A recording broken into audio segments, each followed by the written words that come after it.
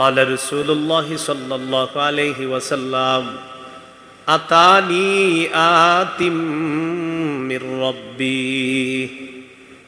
নবীজি বলেন, আমার কাছে আল্লাহর পক্ষ থেকে একজন ফেরেশতা আসছে।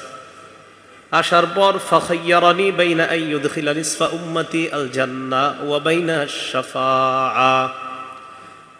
একজন ফেরেশতা আমার কাছে আসলেন। আসার পর আমাকে দুটি বিষয়ের যে কোনো একটি গ্রহণ করার ইচ্ছাধিকার দিলেন, স্বাধীনতা দিলেন। বিষয় কয়টি? কিন্তু নবী গ্রহণ করতে পারবেন কয়টি? এক নাম্বার, বাইনা আইয়ুদখিলা নিসফা উম্মতি আল জান্নাহ, আমি চাইলে আমার অর্ধেক উম্মত জান্নাতে নিতে পারবো, এই ব্যাপারটা আল্লাহ আমাকে ইচ্ছাধিকার দিয়েছেন।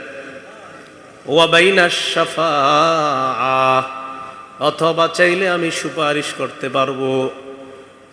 হয়তো অর্ধেক উম্মত জান্নাতে নিতে পারবো, অথবা আমি সুপারিশ করতে পারবো। দুটোটা পারবো না, যে অর্ধেক জান্নাতে নিব আবার সুপারিশ করব, এটা হবে না। হাবিব, দুইটার যে কোনো একটা আপনি গ্রহণ করেন, কোনটা নেবেন? ফাকাল রাসূলুল্লাহ সাল্লাল্লাহু আলাইহি ওয়াসাল্লাম ইখতারতু শাফাআ। নবী বলেন, আমি সুপারিশের বিষয়টাই গ্রহণ করে নিলাম। আমি সুপারিশ করব, এটা গ্রহণ করে নিলাম। ওয়াহিয়া লিমান লা ইউশরিকু বিল্লাহি শাইআ। নবী বলেন, আমার সুপারিশ শুধু তার জন্য হবে যে আল্লাহর সাথে শিরিক করে না। কি বললেন? আমার সুপারিশ তার জন্য হবে যে আল্লাহর সাথে শিরিক করে না। সহিহ বুখারীর 1237 নম্বর হাদিস।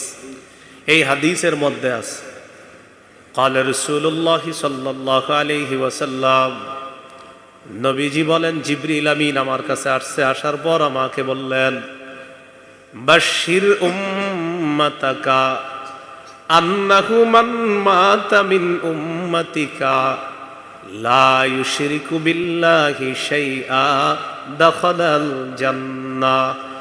নবী, আপনি আপনার উম্মতকে সুসংবাদ দেন, আপনার কোন উম্মত যদি শিরিক করা ছাড়া মারা যায়, তাকে সুসংবাদ দেন, সে জান্নাতে প্রবেশ করবে। শিরিকের বিপরীতে সরিষার দানা পরিমাণ ইমান যদি কারো কলবে থাকে, সে যদি বিভিন্ন অপরাধের কারণে জাহান্নামে সাজা ভোগ করাও লাগে, কিন্তু ওই পিওর খাঁটি ইমানের কারণে একদিন সে জান্নাতে প্রবেশ করবে।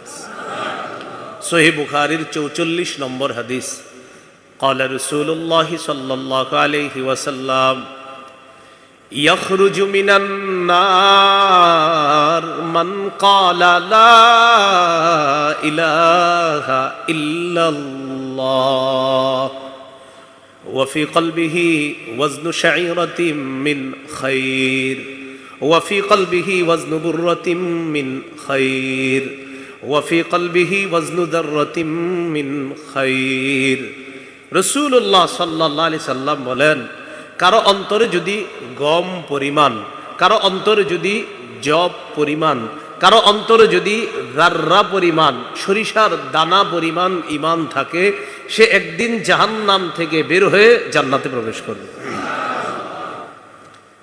এই গেল আপনার শিরিকের আলোচনা।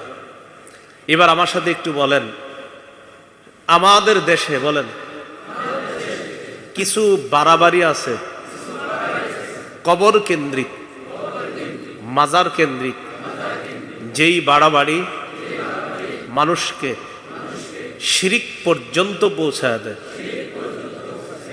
তাহলে আমাদের দেশে কিছু বাড়াবাড়ি কবর কেন্দ্রিক, মাজার কেন্দ্রিক, এই বাড়াবাড়িগুলা মানুষকে কি পর্যন্ত পৌঁছায় দেয়?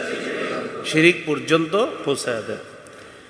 বাড়াবাড়ি ইসলাম সমর্থন করে না। আবু দাউদের বর্ণনা 4608 নম্বর হাদিস। قال رسول الله صلى الله عليه وسلم هلك المتنطعون هلك المتنطعون هلك المتنطعون। তিনবার বললেন নবীজি, সীমালঙ্ঘনকারীরা ধ্বংস, সীমালঙ্ঘনকারীরা ধ্বংস, সীমালঙ্ঘনকারীরা ধ্বংস। কয়বার বললেন? তিনবার বললেন। ইবনে মাজার বর্ণনা 3085 নম্বর হাদিস। قال رسول الله صلى الله عليه وسلم ইয়াকুম ওয়াল গুলুওয়া ফিদ্দীন, নবীজি বলেন তোমরা দ্বীনের ব্যাপারে বাড়াবাড়ি করা থেকে বাঁচো। ফাইন্নাহু আহলাকা মান কানা ক্বাবলাকুম আল গুলু ফিদ্দীন, তোমাদের পূর্ববর্তী জাতি বাড়াবাড়ি করার কারণে তারা ধ্বংস হয়েছে। তোমাদের পূর্ববর্তী জাতি দ্বীনের ব্যাপারে বাড়াবাড়ি করার কারণে এই বাড়াবাড়ি তাদেরকে ধ্বংস করে ছাড়ছে, তোমাদের পূর্ববর্তী জাতি। তাহলে আমার সাথে একটু বলেন, বলেন আমরা দ্বীনের ব্যাপারে বাড়াবাড়ি করব না। তাহলে দ্বীনের ব্যাপারে বাড়াবাড়ি তোমাদের পূর্ববর্তী জাতিকে ধ্বংস করে ছাড়ছে। এবার কবর কেন্দ্রিক বাড়াবাড়ি যা শিরিক পর্যন্ত পৌঁছায় দেয়, এখানে একটা কথা মনে রাখা দরকার, এটাও একটু আমার সাথে বলেন, বলেন আমরা কোন আল্লাহর অলির বিরোধী না, আল্লাহর অলির কবরের বিরোধী না। যদি কোন কবর কেন্দ্র করে শিরিক হয়, বেদাত হয়, গাজার আসর হয়, মেলা বসানো হয়, আমরা সেই শিরিকের বিরুদ্ধে, বেদাতের বিরুদ্ধে, গাজার বিরুদ্ধে, মেলার বিরুদ্ধে আগেও ছিলাম, এখনো আছি, মৃত্যু পর্যন্ত থাকবো ইনশাআল্লাহ। তাহলে আমরা কি কবরের বিরোধী, অলির বিরোধী? হ্যাঁ, শিরিকের বিরোধী, বেদাতের বিরোধী। তো বিষয়টা খোলাসা করতে হবে। আমরা শিরিকের বিরুদ্ধে ওয়াজ করলে বলে হে আল্লাহর অলির বিরুদ্ধে, ওয়াজ করলাম শিরিকের বিরুদ্ধে, বলে ফেললো আল্লাহর অলির বিরুদ্ধে। ওয়াজ করলাম বেদাতের বিরুদ্ধে, আমাদেরকে বলা হয় সে অলির দুশ্মন। আমি কি অলির দুশ্মন না বেদাতের দুশ্মন? তো কথাটা সুন্দরভাবে বলতে হবে। এই জন্য আমাদেরকে কেউ যদি কখনো বলে তুমি শিরিকের দুশ্মন, তাহলে এটা আমরা হাসি মুখে গ্রহণ করব। কেউ যদি বলে যে তুমি বেদাতের দুশ্মন, এটা সুন্দর কথা, হ্যাঁ ভাই ঠিকই বলছেন, বেদাতের দুশ্মন। কেউ যদি বলে হুজুররা গাজার দুশ্মন, এটা ঠিক আছে। কেউ যদি বলে হুজুররা কবর কেন্দ্রিক মেলার দুশ্মন, এইটা ঠিক আছে। কিন্তু কেউ যদি বলে আমরা আল্লাহর অলির দুশ্মন, আসলে তারাই আল্লাহর অলির দুশ্মন, কারণ আমরা তো কোনো অলির দুশ্মনই করি না। সহিহ বুখারীর বর্ণনা 427 নম্বর হাদিস। এই হাদিসের বর্ণনাকারী আয়েশা সিদ্দিকা রাদিয়াল্লাহু তাআলা আনহা, তিনি বলেন আন্না উম্মা হাবিবাতা ওয়া উম্মা সালামাতা রাদিয়াল্লাহু তাআলা আনহুমা যাকারাতা কানিসাতান রাআইনাহা বিল হাবশা। নবীজির দুইজন বিবি, একজনের নাম উম্মে হাবিবা, আরেকজনের নাম উম্মে সালামা।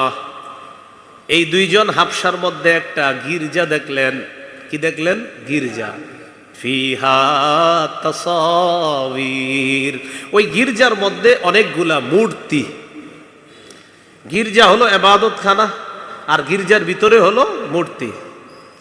তো এই বিষয়টা আমাদের দুই আম্মা জান উম্মে হাবিবা, উম্মে সালামা রাদিয়াল্লাহু তাআলা আনহুমা নবীজিকে জানাইলেন। ফাযাকারাতাহু লিন-নবী সাল্লাল্লাহু আলাইহি ওয়াসাল্লাম, ব্যাপারটা আল্লাহ নবীকে জানাইলেন। ইয়া রাসূলুল্লাহ, ইয়া হাবিবাল্লাহ, হাবশায় গেলাম, হাবশায় একটা গির্জা দেখলাম, গির্জার মধ্যে দেখলাম আল্লাহর ওলিদের মূর্তি দেখা যায়। একটা গির্জা দেখলাম, গির্জার ভিতরে আল্লাহর ওলিদের মূর্তি। নবীজি জবাব দিলেন, ইন্না উলাইকা ইযা কানা ফীহিমুর রাজুলুস সালিহু ফামাতা বালাউ আলা কবরিহি মাসজিদা। এরা হলো ওই সমস্ত জাতি, তাদের মাঝে কোনো ভালো মানুষ মারা গিয়েছে, ওই ভালো মানুষের উপরে তারা একটা ইবাদতখানা বানিয়েছে, আর ইবাদতখানার ভিতরে সব্বরু ফীহি তিলকা সুওয়ারা, আল্লাহর ওলিদের মূর্তি বসায়া দিছে। তাহলে নিচে হলো আল্লাহর ওলির কবর, উপরে হলো ইবাদতখানা, ওই ইবাদতখানার ভিতরে আবার আল্লাহর ওলির মূর্তি। এতটুকু বুঝে আসছেনি সবার? নিচে কি? আল্লাহর ওলির কবর, আল্লাহর ওলির কবরের উপরে ইবাদতখানা, ইবাদতখানার ভিতরে মূর্তি কার? আল্লাহর ওলির। فقال رسول الله صلى الله عليه وسلم أولئك شرار الخلق عند الله يوم القيامة। এরা হলো এই সমস্ত মানুষ যারা কিয়ামতের ময়দানে আল্লাহর কাছে সবচেয়ে নিকৃষ্ট হবে, কারণ তারা দুনিয়াতে আল্লাহর ওলির কবরের উপর সেজদার স্থান বানিয়েছে।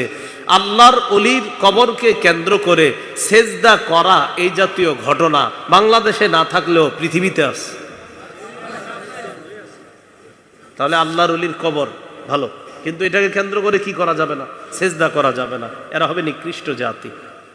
মুসনাদে আহমদের বর্ণনা, আব্দুল্লাহ ইবনে মাসউদ রাদিয়াল্লাহু তাআলা আনহুর বর্ণনা, তিনি বলেন, সামিআতুন নবিয়্য সাল্লাল্লাহু আলাইহি ওয়াসাল্লাম ইয়াকুল, নবীজিকে আমি বলতে শুনলাম, ইন্না মিন শিরারিন নাস মান তুদরিকুহুমুস সাআতু ওয়া হুম আহইয়া।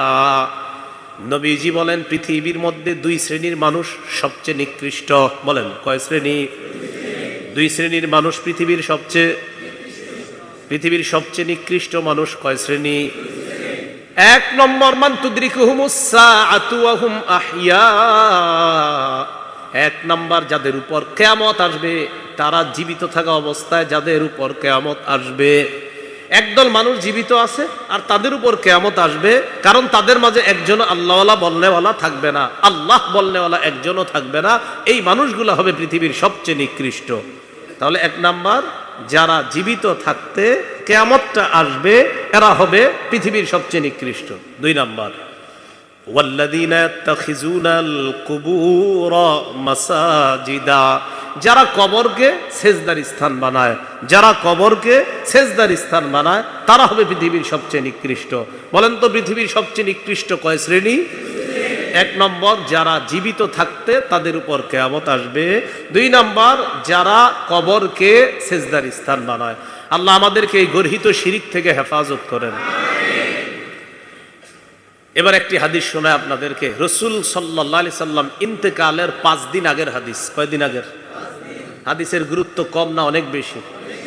সহিহ মুসলিমের বর্ণনা 1175 নম্বর হাদিস। এটা হলো আপনাদের মোবাইলের হাদিসের সিরিয়াল অনুযায়ী, আর মাদ্রাসার পাঠ্যপুস্তক অনুসারে 532 নম্বর হাদিস।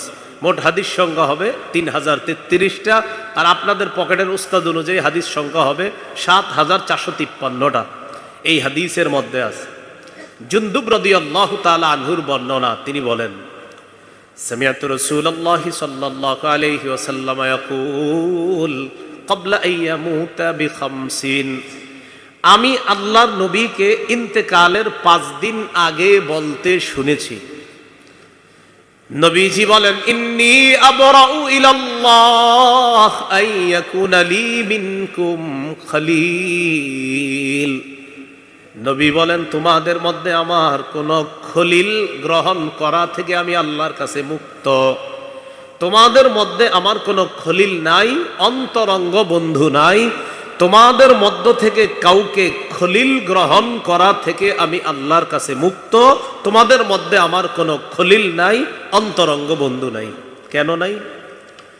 ফাইন্নাল্লাহা তাআলা ক্বাদ ইত্তাখাযানি খলিলান কামা ইত্তাখাযা ইব্রাহিমা খলিলা।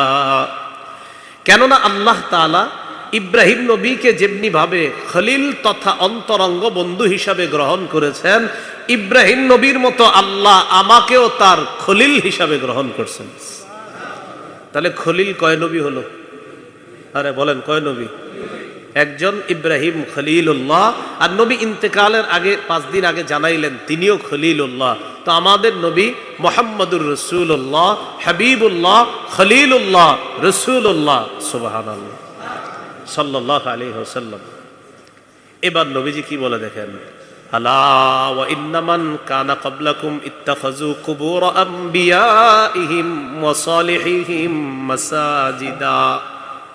নবীজি বলেন, শোনো, তোমাদের পূর্ববর্তী জাতি তাদের নবী এবং ওলিদের কবরকে সেজদার স্থান বানিয়েছে।